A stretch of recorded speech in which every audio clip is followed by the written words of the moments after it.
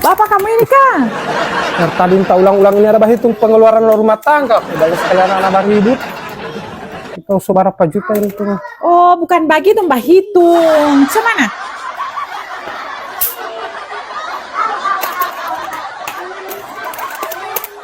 Oh, begitu ya. Memang ibu-ibu rumah tangga ini memang orang keahlian kalau membahitung pengeluaran pemasukan begini. Nah, sebegitu istri harus teliti dalam pengeluaran dan pemasukan. Anak bikin heran ini mata dengan jari ini memang tapas-tas ya. Yang anak bikin heran ini sedangkan telur pica kamu ada hitung. Hei Bapak, sebegitu istri harus teliti dalam setiap pengeluaran. Kenapa ini yang bapak-bapak yang hitung itu?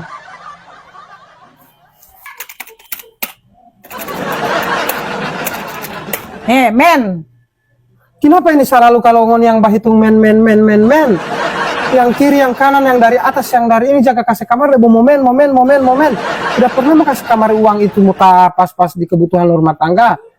So apa yang jaga belanja ini? Oh, kamu yang mau belanja, silakan. Bukan, di daftar ini daftar lo pembelanjaan di dapur so pas lo perjalanan kamu, ini bukan perjalanan Dina, ini perjalanan kamu yang lebih besar.